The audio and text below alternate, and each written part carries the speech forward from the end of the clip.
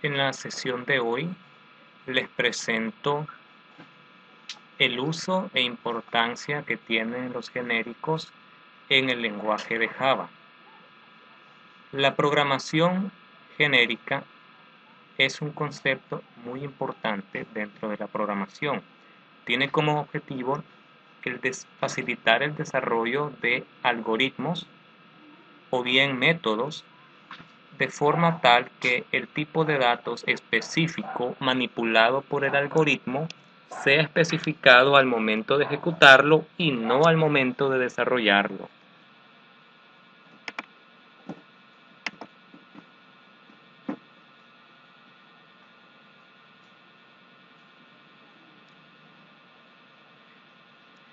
Los métodos genéricos de Java y las clases genéricas que fueron introducidas a partir de Java 1.5 permiten a los programadores especificar con una única declaración de método, o bien un conjunto de métodos relacionados, o bien con una única declaración de clase, permite declarar un conjunto de tipos relacionados respectivamente. Los genéricos proporcionan seguridad de tipo en tiempo de compilación, lo cual permite a los programadores detectar tipos no válidos en tiempo de compilación.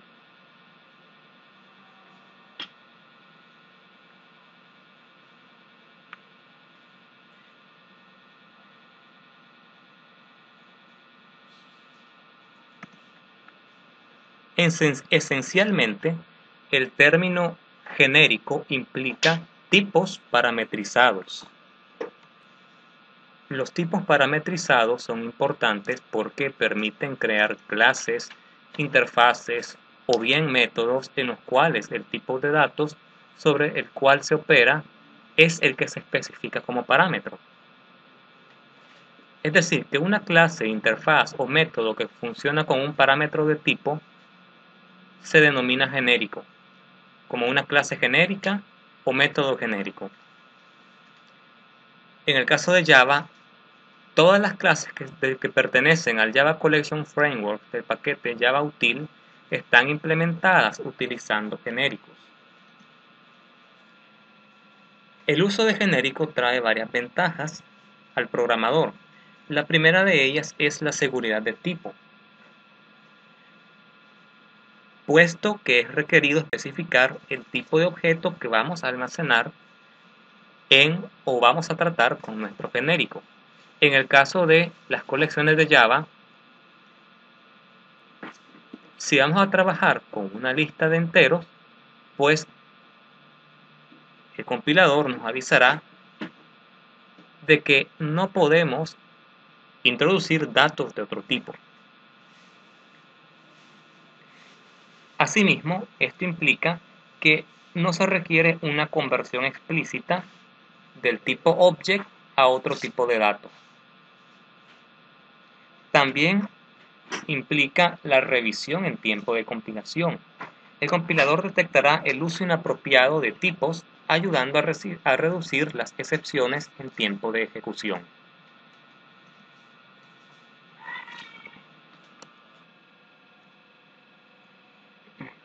Por ejemplo, una clase que implemente el interface collection como una lista, bien puede usarse para guardar una colección de cadenas o bien de objetos como alumnos o empleados.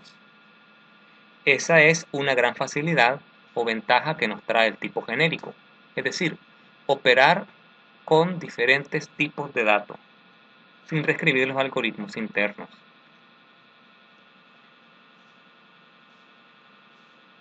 Hablemos de los tipos genéricos, las clases y los métodos genéricos. Se denomina o se comprende como un tipo genérico a aquella clase o interfaz que es parametrizada en base a tipos. En el caso de las clases genéricas, su declaración se parece mucho a cualquier clase, a como cualquier clase lo es, excepto que después del nombre de clase se escribe una sección de parámetros de tipo. Por ejemplo, una caja sirve para almacenar diferentes cosas. Entonces tiene una función de ser un contenedor genérico. Siguiendo esta lógica, si yo creo una clase caja, puedo crear una clase caja genérica. Para ello, en la sección de parámetros de tipo, coloco la letra T. Significa que esta clase caja va a poder utilizar uno o varios tipos de datos.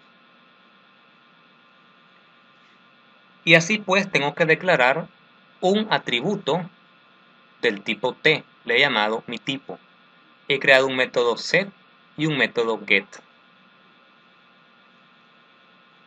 Esta clase caja, por simplicidad, tiene un método main para probar sus métodos.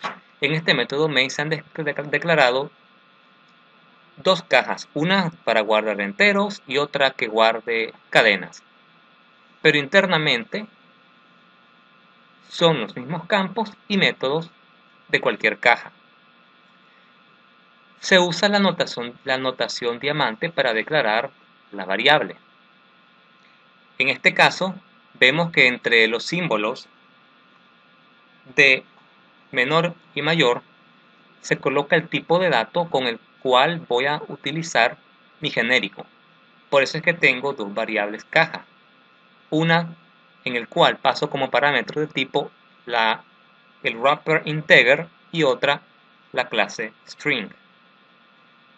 Y así he llamado a mis variables integerBox y stringBox. Vemos que sin importar el tipo de datos que vaya a guardar, puedo utilizar un método set si dicho método está preparado para tratar esos tipos. Por último, imprimo en pantalla el contenido. No solamente T puede servir como parámetro de tipo. Los parámetros de tipo son convenciones de nomenclatura. Las más comunes son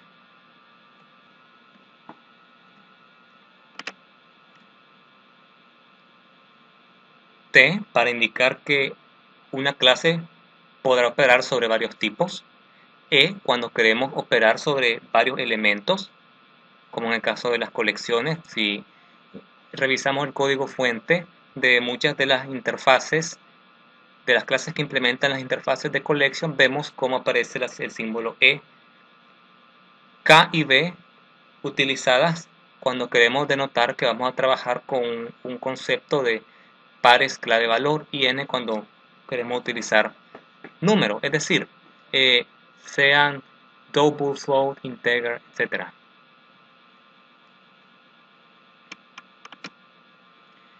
También existen métodos genéricos. Los métodos genéricos son aquellos que pueden aceptar diferentes tipos de argumentos. Aquí el alcance de los argumentos está limitado al ámbito del método donde se declara.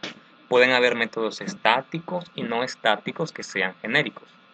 Por ejemplo, en esta clase llamada prueba genérico, se ha creado el método genérico printArray. Este método printArray se creó para poder imprimir los elementos de un vector, sin importar el tipo. Por tanto, a continuación de la palabra static, se utiliza la notación diamante y se utiliza el símbolo E. Es decir, que vamos a trabajar con elementos de un conjunto. Luego en el parámetro repetimos dicho símbolo, es decir, indicamos que tenemos un arreglo del tipo de mi parámetro. Y ese array toma un nombre arbitrario llamado elementos. Luego con un for each recorremos cada elemento y lo imprimimos. Si invocamos, una vez que dentro del método main, podemos ver dos tipos de arreglo. uno de entero y otro de caracteres. Notemos que estamos trabajando con las clases de envoltorio, character e integer. Cuando trabajemos con genérico, no debemos evitar utilizar o tipar los mismos como tipos fundamentales y usar las clases envolventes en vez de ellos.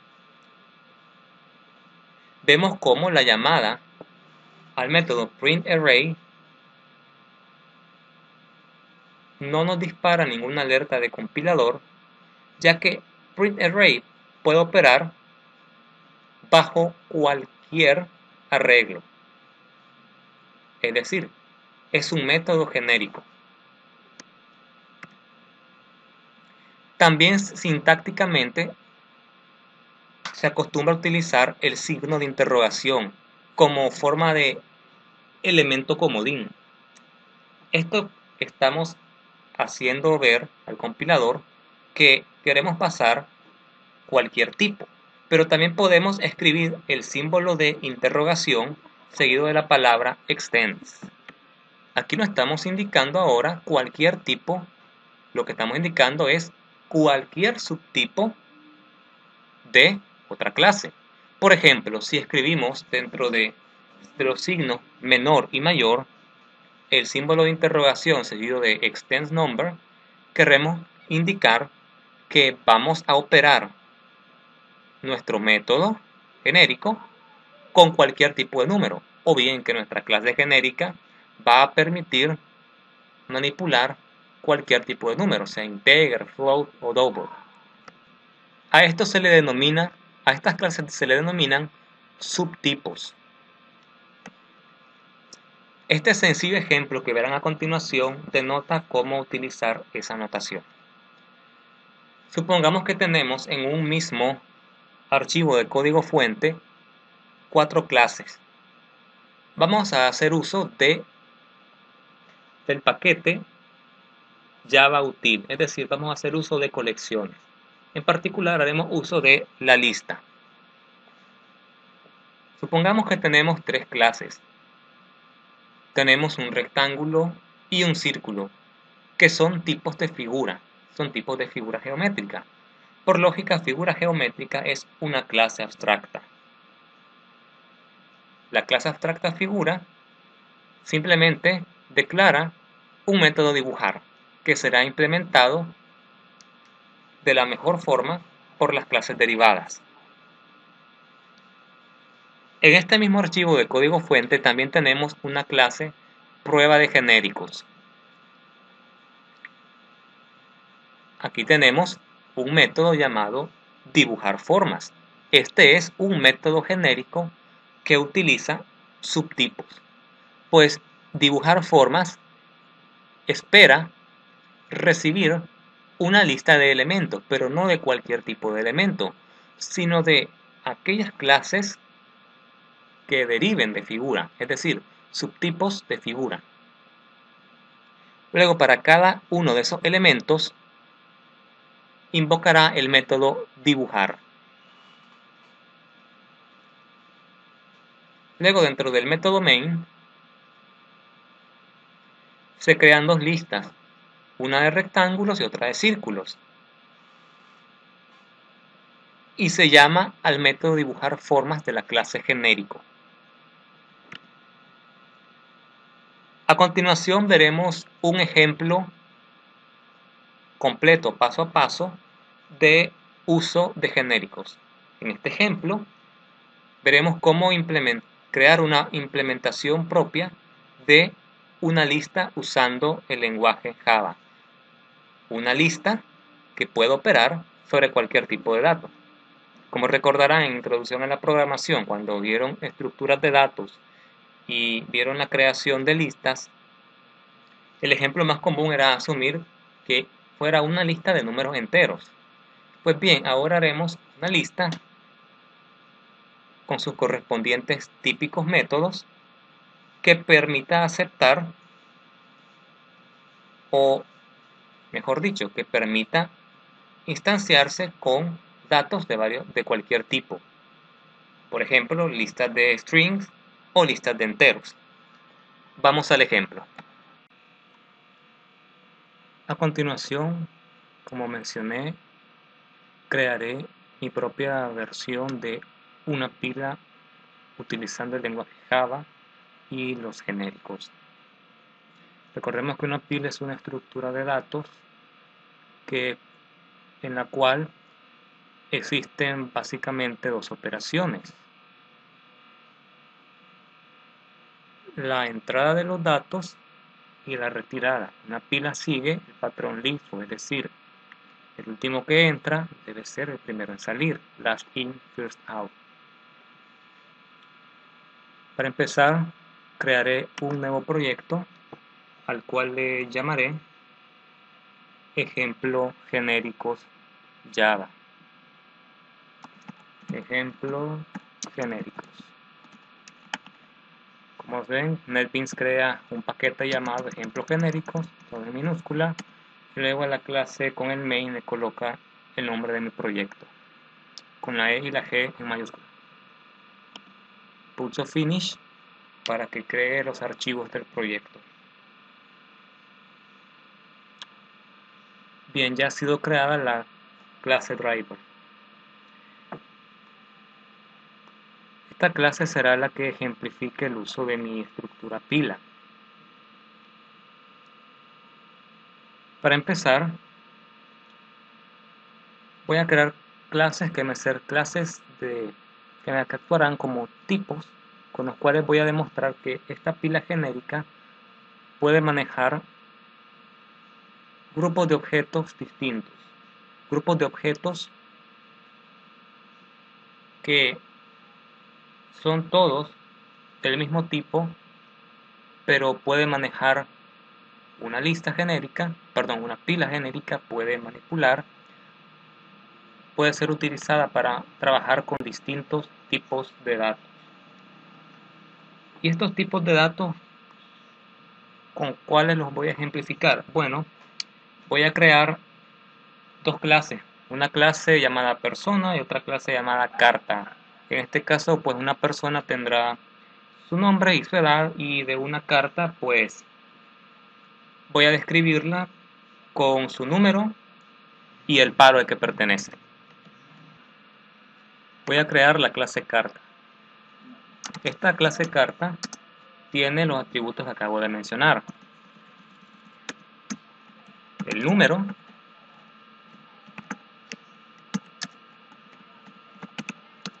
y el palo.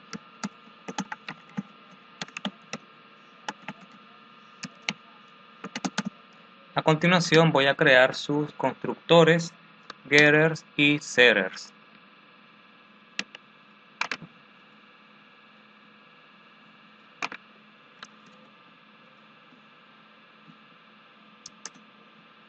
Luego crearé la clase persona, pero antes voy a agregar un método denominado imprimir, el cual retornará por consola la impresión de las propiedades de la carta.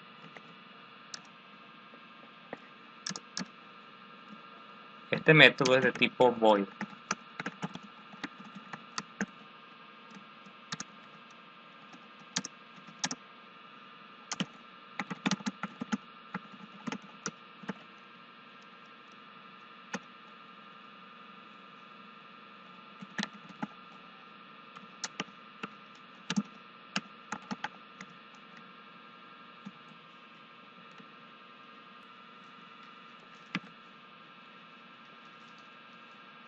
Ahora crearé una clase llamada persona. Una persona está descrita por su nombre y su edad. Ambos son atributos privados: nombre como string y edad del tipo entero. De igual forma voy a crear el constructor parametrizado, También crearé los getters y setters correspondientes.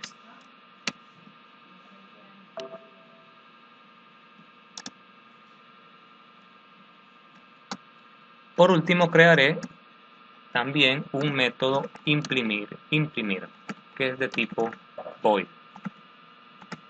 De igual forma que en el caso de la clase carta, retornará las propiedades de dicho objeto, de un objeto persona.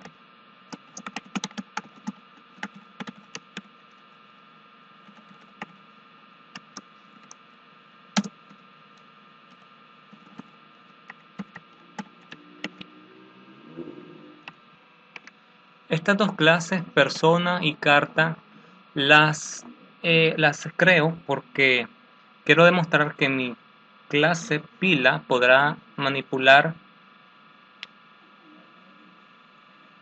elementos de distintos tipos de datos.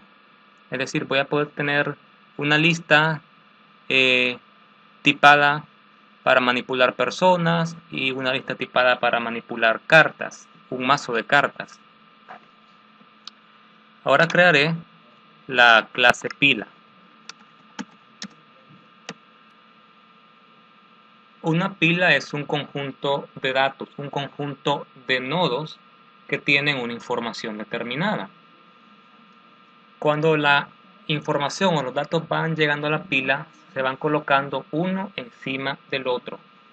Entonces, debido a esto, crearé una clase anidada llamada nodo.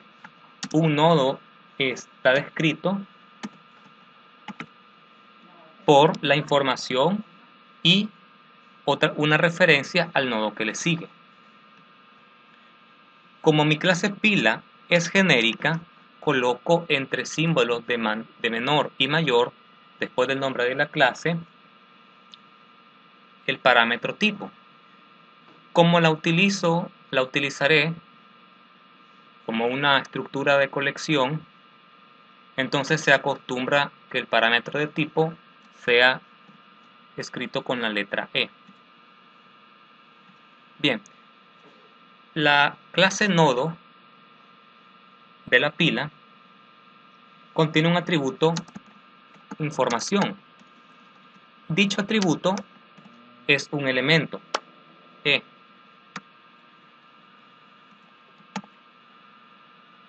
También contiene una referencia al nodo que le sigue.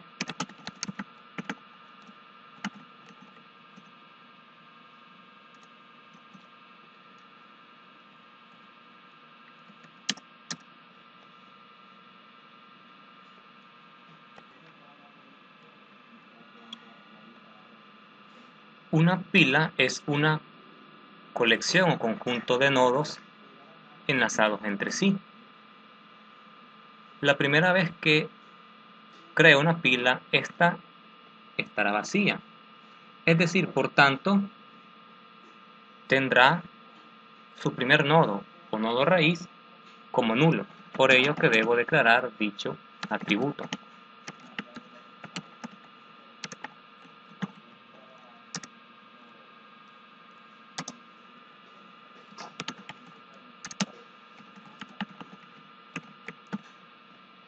Una operación común en cualquier pila es la de inserción. Voy a insertar un elemento X. Recordemos que en este caso E actúa como mi tipo parámetro, es decir, estoy indicando que voy a insertar un ítem X que será del tipo parametrizado E.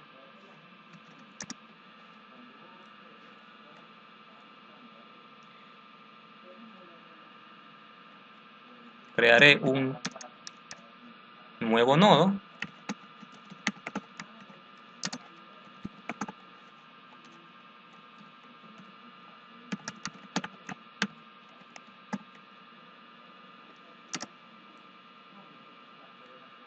y le asignaré a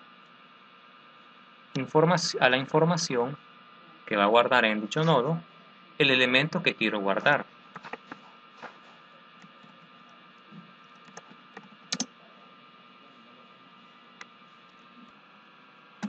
Cuando mi pila está vacía,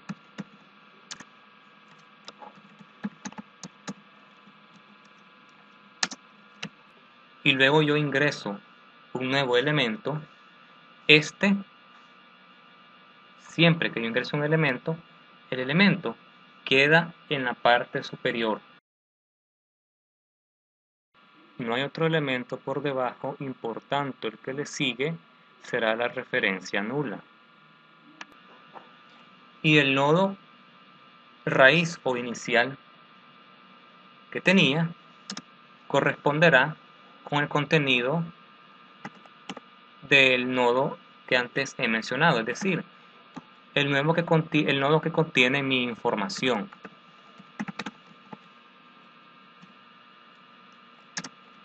Ya cuando tenemos una lista con algunos elementos y seguimos añadiendo, pues hacemos algo similar.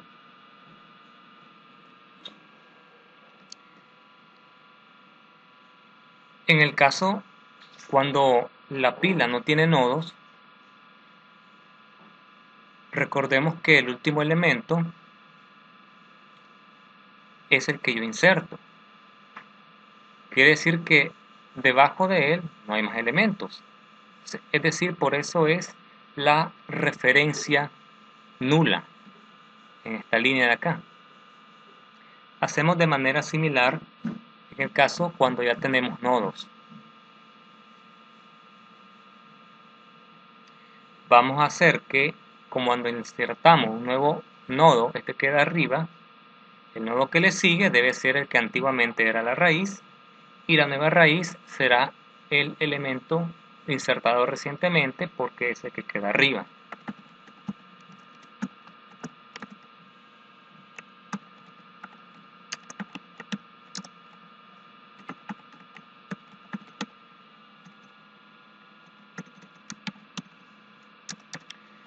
El otro método que debe realizar una pila es extraer, es decir, retornar el último elemento.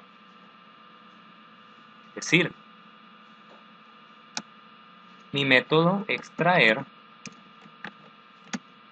va a ser tipado con el parámetro e.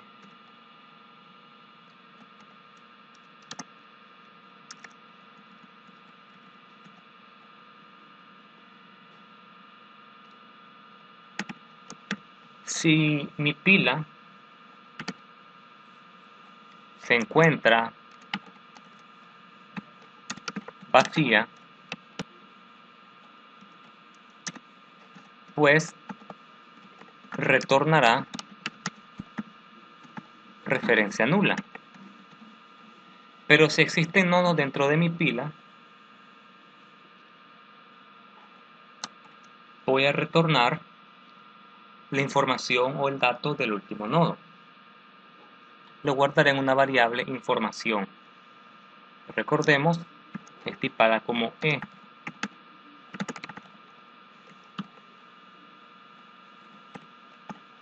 Y equivaldrá al atributo info del que es mi nodo raíz, es decir, el elemento que quedó arriba.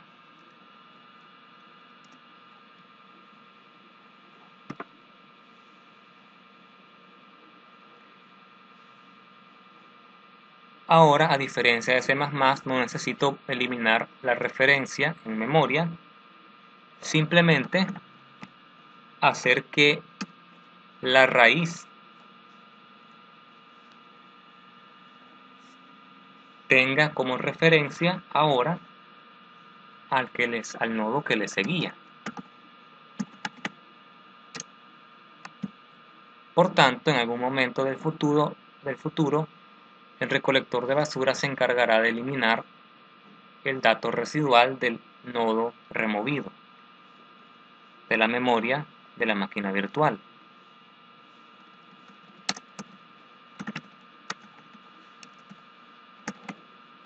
Y retorno la información en el nodo.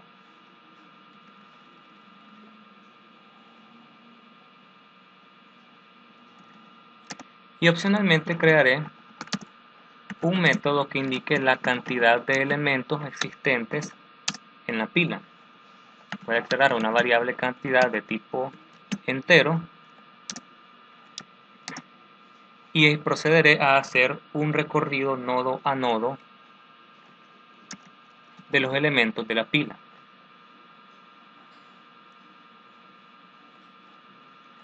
Por tanto, voy a hacer un nodo para recorrer y empezaré desde la raíz.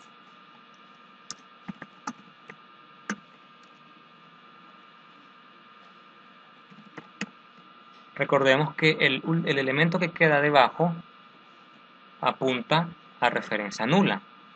Es decir, mientras no lleguemos a tal referencia,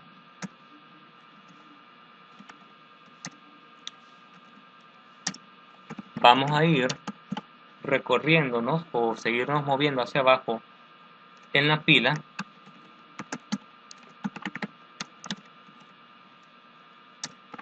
y a incrementar el contador,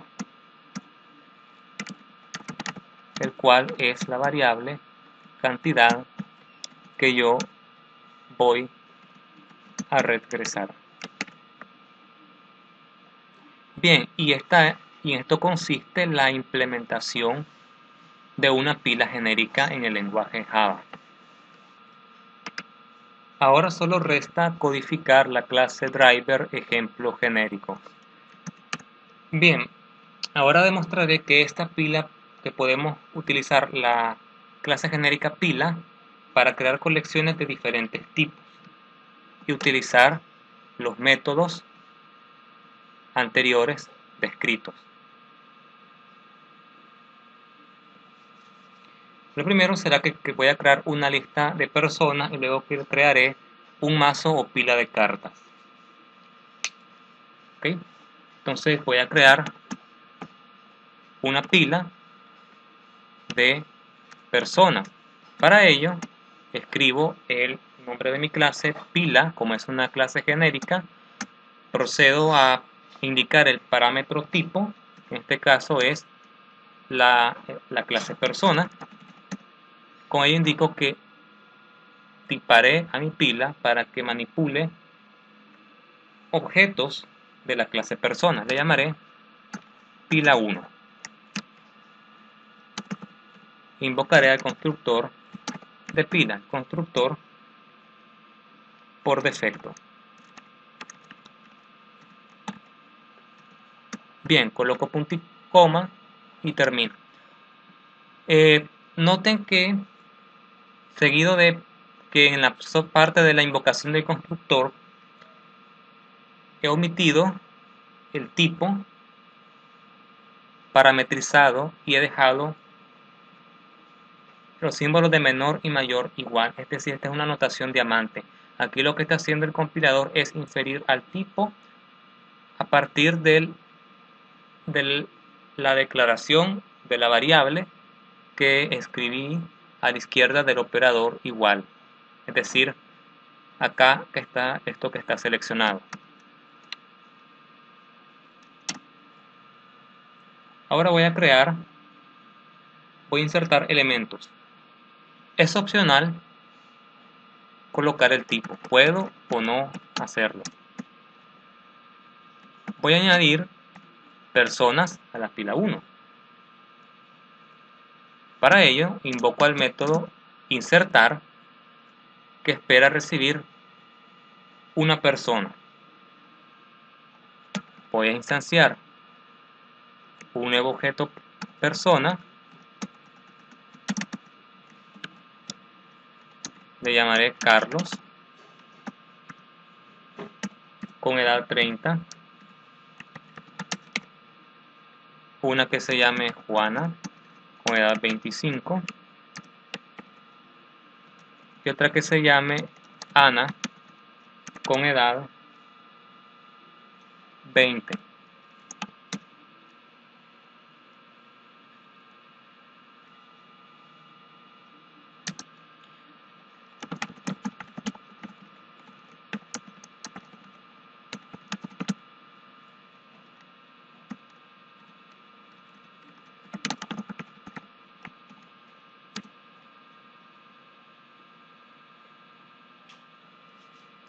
Voy a probar el método de extracción, es decir, el método pop. Recordemos que el método pop es el método extraer, y este método extraer retorna una información que es del tipo del parámetro con el cual mi pila está trabajando. En este caso es una persona. Entonces está regresando un objeto persona. Por tanto, mi última persona debe ser de tipo persona. Le voy a asignar el resultado de la remoción del último elemento, del nodo superior. Pila 1.extraer.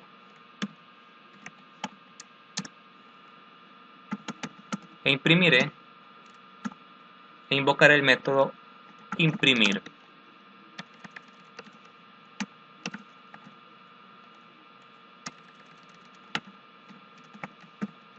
Para mostrar los datos de la persona. De forma similar haré con un mazo de cartas. Voy a crear una pila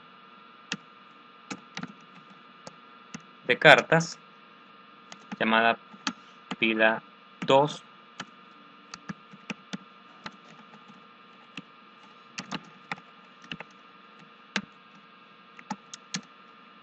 y agregaré 4 cartas.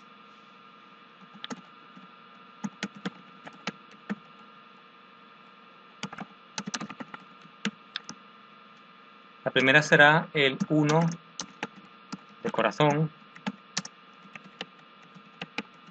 la segunda será el 3 de espada,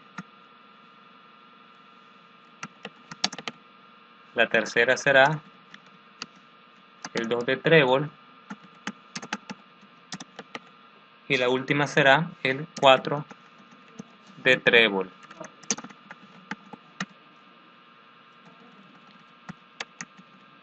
De forma similar veremos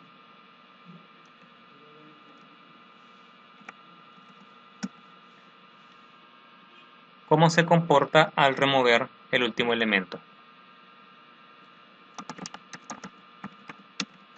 Voy a eliminar la última carta de mi pila 2, de mi mazo de cartas.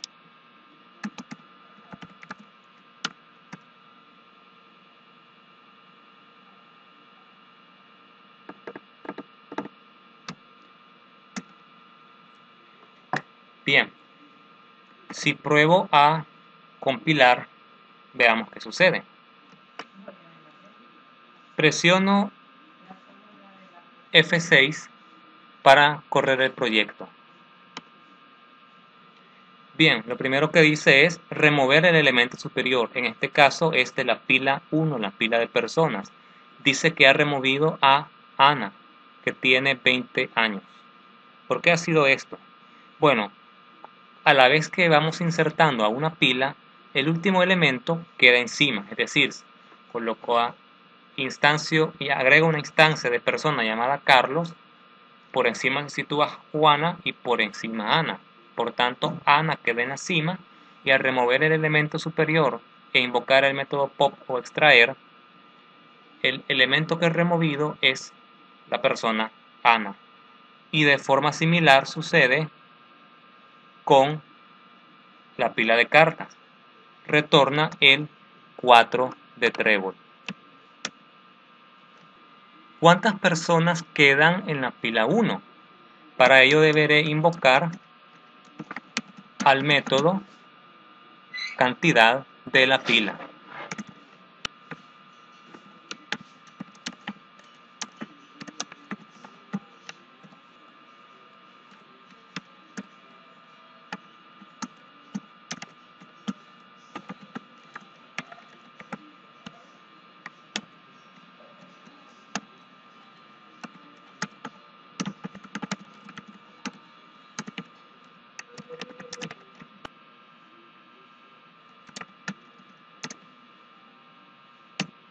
Si corro la aplicación, ahora me indica que en la pila 1, después de remover a Ana, quedan 2 elementos.